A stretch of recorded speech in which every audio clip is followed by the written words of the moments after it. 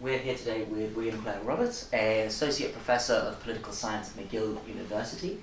I'm Bruno Leipold, a Max Weber Fellow. I'm Pascale Siegrist, a Marx Inferno Fellow. And so Will is giving a lecture later today, and we're going to be talking just for a brief while about his book Marx Inferno, The Political Theory of Capital, which came out last year. And Pascale, why don't you kick us off? Okay, yes, so one of the things that you do in the book is to really consistently read Marx as a political theorist. Try. And now, your background also, sort of, you gradually became a political theorist. That's true. I was wondering if you could maybe tell us a bit about how you came to take this approach as a political theorist for yourself and for understanding Marx especially. Sure. I mean, my background is in philosophy, and that's where my PhD is. But I was always interested in political theory, political philosophy, and I was very influenced early on by Terrell Carver, who has for 3 decades been insisting on reading Marx as a politically engaged thinker, as someone who was trying to do things politically with his writing, and that always struck me as correct. That just struck me as obviously true, and it seemed to me to be worthwhile to take that approach with a book that generally is not read that way at all, with Capital, which is read as a giant tome of social theory or of socialist economics or of something or another, but is not treated as a piece of politically motivated speech. Yeah. Okay. And so I guess the book kind of makes two kind of broad framing arguments, right, for how we should see Capital, or like for how you think we should interpret Capital. The first is about its relationship to Dante's Inferno, and hence the title, and the second as a political intervention. So maybe we can talk a little bit about the first aspect of it. Maybe you want to say a few words about its relationship to Dante. Sure. Yeah. So one of the sort of structuring argument of my book is that that Capital is structured on the model of Dante's Inferno as a descent into the modern social hell. So I had been toying with that thesis for a long time, or hypothesis for a long time, but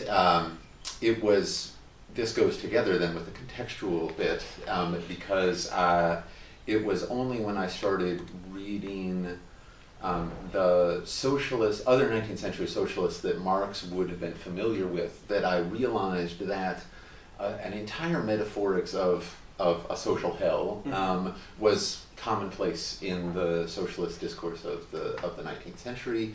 And at that point then, what had always seemed like a rather idiosyncratic and speculative hypothesis seemed to take on a little bit of life and a little bit of firm grounding. But it is, for me, it's an important thesis just because it opens the door, I think, to understanding the structure of Marx's book, that it descends through a series of levels, and that those levels are marked by particular wrongs that Marx is concerned with in part one, with the way in which capitalist society is out of control, and moving through the violence of exploitation to the fraud of capitalist development, and ending with the treachery of primitive accumulation.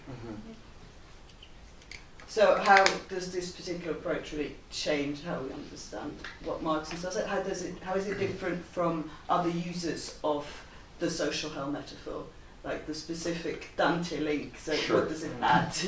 I mean, the big thing that differentiates Marx from his contemporaries, and a difference that you can trace in their uses of the social hell metaphor, is that Marx had studied, and this is in some place a commonplace, Marx had studied political economy much more closely than most other 19th century socialists.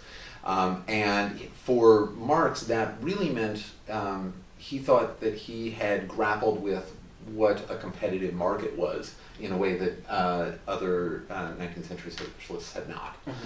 And he understood the market as a sphere of impersonal domination, a place in which producers are subject to the uncontrolled whims of market forces and have to act in response to that. And that depersonalizes capitalism for Marx. Capitalism is not simply, a 1% having their reins on political power and running things in a tyrannical way, but rather capitalism really is this very decentralized, impersonal social structure that elevates some and gives some power and disempowers others, but that can't be pinned on a few responsible agents as the bad guys. So morality is a completely different... Exactly. That it demoralizes the entire criticism in an important way. So I like the way you've described the similarities between Dante's kind of descent into hell, right, going further and further into each level, and the way Marx analyzes capitalism and capital as well. Like each kind of fresh layer is peeled away until we get further and further down there. And I think once you see that, I think capital does become clear, and it's a very nice image. So the question, I guess, is how explicit is this in Marx's head when he's writing? Do you think, is he doing this deliberately? And if so, why doesn't he make that more? Why doesn't he tell us that he's doing that? Yeah, I mean, this is a hard question to answer. I mean, I am, at a certain level, you run up against the limits of the evidence that's available. So there's an element of this that remains speculative. It remains kind of what if, because Marx doesn't tell us this explicitly, and maybe that's weird, maybe that's not. If you read Marx's correspondence, actually Marx was a remarkably solitary writer. He sought out advice from others, especially from Engels, but he didn't actually test out his ideas on others. He was not he went into the study, he wrote, he obsessed over it alone for years, and then just sort of threw it out into the public. And there it is. And it's one of the reasons why I think Marx is hard to read, is that he did not write in a public mode. He didn't exchange his ideas with others and try them out and practice them in the same way that you might expect writers to do so. Okay. So. Is there also like a Dantean prospect of redemption or salvation at the end, or is it? Well, I mean, Marx compares the revolutionary movement to purgatory several times. So is that the follow-up? Is that going to be volume 2? Well, the follow-up, I guess, for Marx would not be a book at all, but it would be the revolutionary movement of the workers. So. Okay, well then maybe, is there anything more we wanted to ask on that? So maybe we could talk a little bit more about the second framing device of the book, which is, as you kind of described it at the beginning, seeing capital like not just, let's say, an abstract text of social theory, but kind of an active involvement of Marx in socialist debates at the time, into the International Working Men's Association and other groups around Proudhonists and so forth. And a lot of the ways you describe it, you say it's a political intervention, it's a speech act, it's a form of political speech, you kind of reconstruct the context of what's going on at the time. A lot of these things are very reminiscent, of course, of the Cambridge School approach to history of political thought. Right. I thought maybe you might want to say a few words about perhaps your relationship to that and how you informed your book and so forth. Yeah, of course. I think that the Cambridge School has immensely enriched our understanding of especially early modern political theory, and I am indebted to many of those works. I would not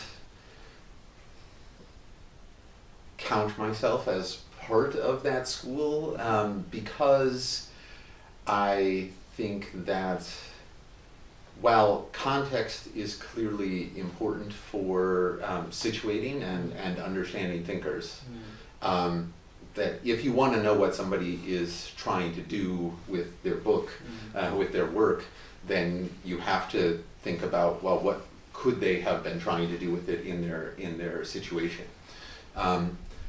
Nonetheless, I think, like lots of methods, the Cambridge School of Contextualism is open to. It's not the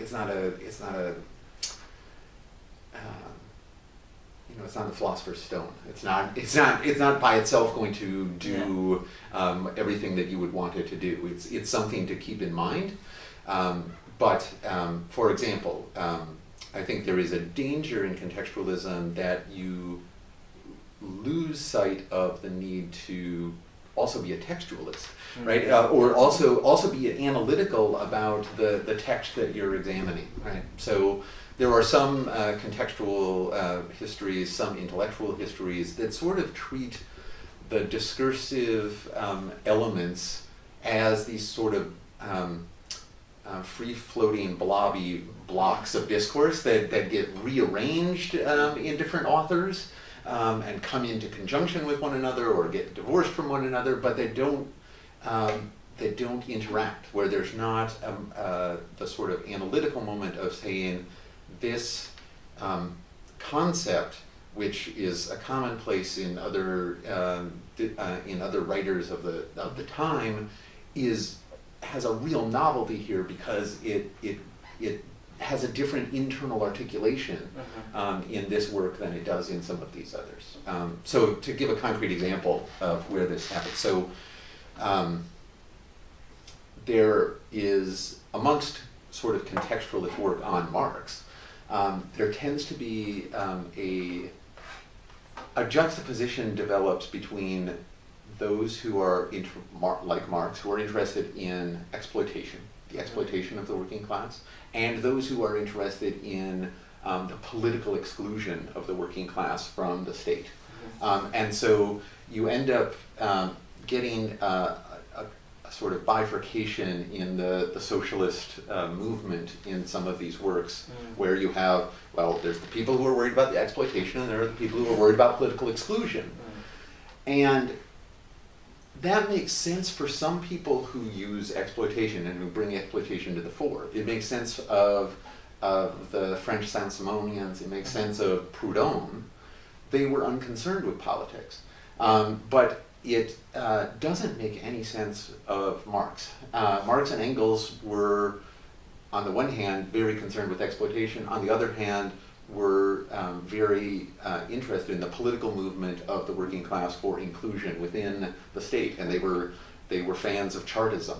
And so, in order then to make sense of that, you can't just note that Marx is picking up this language of exploitation from Saint-Simonians, from Proudhon, etc. But rather you have to say, okay, Marx is doing something different with exploitation, because he's integrating exploitation into his socialism in a way that makes that concern compatible with also a political concern for democratic empowerment. So what's going on? How is Marx's concept of exploitation different from the one that's floating around elsewhere? And I think that's the sort of work that, like, context is necessary in order to get you to that question, but then you also need to do a sort of conceptual analysis and textual analysis that goes beyond just tracing the influence of the various words and tropes. So you're really able to show that Marx was a lot more innovative than. I mean, that's the hope. That's the hope. Are there other examples where you could show that in the book? In the book, I mean, I think the question of exploitation is one of the big ones. I mean, the other one, which is very closely related in some ways, has to do with the question of the transition from feudalism to capitalism, or whether there is a transition from feudalism to capitalism. This is an important question for Marx at the end of Capital and his in the closing section on primitive accumulation, I think that's a place where I mean, others have noted, I mean, Marx picks up on, and in fact, Bruno, in your dissertation, you noted this, like, Marx picks up on a whole bunch of existing Republican discourse about sort of the, you know, the old constitution of Britain. It's quite remarkable, those sections of Capital. Oh, totally, absolutely, and there seems to be this rich vein of this romantic attachment to the old yeomanry and so forth, which is a staple of British Republican radical republicanism, but then Marx makes a profound break with that also, and in the penultimate chapter of the book, like embraces the negation of the negation, right? This seemingly Hegelian historical dialectic that would move us beyond any appeal to like the old independent yeomanry, right? So like that, I think that's also a place where clearly Marx is picking up on two tropes, right? He's picking up on two things he's picking up on something from Hegel, he's picking up on something from British republicanism, and he's like making those two things work against one another in a particular way that actually gives rise to something novel. Yeah. And I remember that being one of the things I really liked about in your book as well. That I mean, description of like using the contextual method in that example of why is so much of Capital dedicated to telling that, or as you say, romantic story about the independent artisan and yeoman, right, which seems so out of place with what Marx usually writes. Right. And then, but when you place it as you do in the other debates that are happening amongst Republicans and Socialists at the time, who still idealize that kind of independence, Right. and that Marx is showing, what's so attractive about that, but then moving up towards like why that's no longer possible, Right. and we have to move to, I think you said, a new form of mutual dependence. Is that right? Yeah, I think my preferred phrase is freedom without independence. There we go. So yeah. Yeah. I mean, a few other examples that I picked up while reading the book of like where you use, let's say, where context, but not always that allows you to push back against some of the kind of established and mainstream views about what Marx thinks. And I thought you did very effectively. So a couple of examples that I'm going through it again. So for example, you push back against that Marx thinks that communism is a state of superabundance, that he believes in a labour theory of value that explains prices, that Marx believes in an end of politics. I think maybe you want to say some things about those? I guess this brings in a little bit of biography in some sense, because I came to Marx after the end of the Cold War, and lots of people have. Right? There are new generations of people who are reading Marx for the first time, and outside of a Cold War frame, and yet most of the established interpretive work on Marx is a product of the Cold War, and the product of a particular intellectual and political polarization that I think was bad for reading, right? And entrenched certain ideas about what Marx was up to because they had become, planks in a party platform, or because they had become established in a 20th century discourse, or because they seemed like they were useful cudgels for hitting an opponent, right? And I think that one of the striking outcomes of that is that you can read virulently anti-Marxist interpretive work on Marx and Marxist work on interpretive work on Marx, avowedly Marxist interpretive work on Marx, and they'll agree about what Marx is up to, which I think is striking. And all they do is say good or bad, and that's to me is surprising, right? People who are so politically opposed that they would actually agree on what Marx is up to, I think means that that the political polarization has actually become the ground of the interpretive work. Yeah. So I guess I like, so that was the biographical bit, is that I like when I read Marx, I just, being kind of naive and not having come up in a Marxist or anti-Marxist milieu, I like the existing interpretations just didn't make much sense of what I thought was just on the page. And so in that sense, I do hope that like that the book, you know, reopens some of these questions in a new way, so that I think there's actually, despite the massive secondary literature on Marx, there's an immense amount of interpretive work to still do on Marx, because actually a lot of the existing stuff is so impoverished. Well, I think that's a brilliant ending statement, so thank you very much for coming. Thank you very much for I'm talking very with much me. looking forward to the lecture.